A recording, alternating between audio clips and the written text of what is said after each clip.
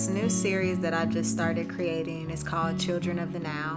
And I decided that I only wanted to paint kids for probably the rest of the year. I decided to name them Children of the Nile because the Nile River has so much significance in just Black culture and really all around culture, because even if you look in the Bible, it has like a lot of references to the Nile River. It's one of the only rivers that flows upstream. Most of the early civilizations in Africa, the ones that were sustainable and wealthy, are that because of the Nile River. What I wanted to focus on was creating these images that were nostalgic for us, but also had very heavy references to all of our upbringings, all of our backgrounds, and things that everyone can just see within themselves.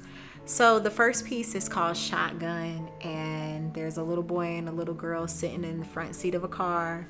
I kind of wanted the car to look a little bit older, like you're pulling up to the corner store with your granny. I gave it a little wood grain dash. The little girl has her lollipop in her mouth, but it's like the opposite way because that's how kids are anyway.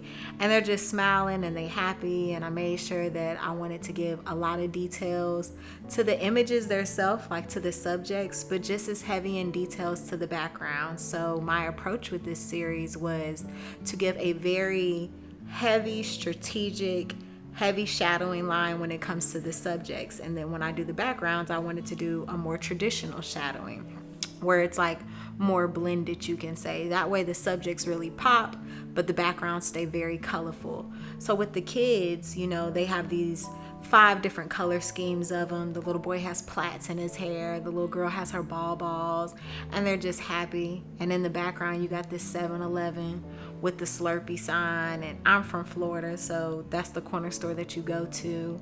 And this was my first piece in the actual series that kind of set everything off, and it set the tone for it. Usually with my paintings, I'll go really, really intimate and heavy details on the subjects, and then with the backgrounds, I just kind of let them flow. But I really thought out each background for each piece. The next piece is called Sacred Sisters, which I figured, but I wasn't expecting it to be such a fan favorite. I have a set of twins. My muses were Jade and Logan Green, a good friend of mine. They're her twin daughters. I've painted with them on a couple occasions. And what I did with the twins was I had them both dressed in the same outfit. I had them both holding church fans. They're sitting in front of a Black Madonna, which is like the Black Virgin Mary holding baby Jesus. And then we have these old school church pews with the red velvet on it. And I wanted to do twins because the symmetry of the stained glass would only really be offset perfectly by a set of identical twins in it. This piece really just reminds me of my childhood. Even though I don't have a twin, I have an older sister. My mama used to make us dress alike to go to church. Everybody can remember a good church fan. Everybody remembers those pews. And with the Black Madonna in it, it shows a symbol of purity. I'm not the most religious person, but for most Black people, we all spent some type of Sundays in a church. I think my favorite detail in the painting is actually their hair. I ended up putting about 6 different colors in there, and just the blending of it and the blending of techniques, I honestly fell in love with. The third piece, which is definitely a fan favorite for everybody in the South, is called Gold Mine. And what I did with Gold Mine was, since I am from Jacksonville, I had this little boy and he's doing the glee pose where, his pinky is in the corner of his mouth, and I slugged him out. So I gave him full mouth of golds. And actually in his golds, there's foil. There's like a gold foil that I used. And in the background of him, it's nothing but books. And all the books are all Black author books. They're books that I feel like every Black person should read. So you have like The Miseducation of the Negro, Autobiography of an Ex-Colored Man. You have Malcolm X's biography up there. You have some Toni Morrison books up there. You have a lot of Angela Davis, a lot of Kwame, Soul on Ice by Elridge Cleaver. And I titled it Gold Mined because, for one, he is slugged out and his mind is like a gold mine. It was kind of different with that piece because I got some mixed reviews on it. I think for people who are not so familiar with the culture of the South, they thought it was a little different to see a child slugged out like that. But in the South, and especially where I'm from, you know, that's kind of a status symbol that your family has a little bit of money if a kid could even be slugged out. You know, we call them jits in Florida. But if a jit is slugged out, you know, you're the hottest thing walking in your school. So I wanted him to be really popping. I wanted him to be really prominent.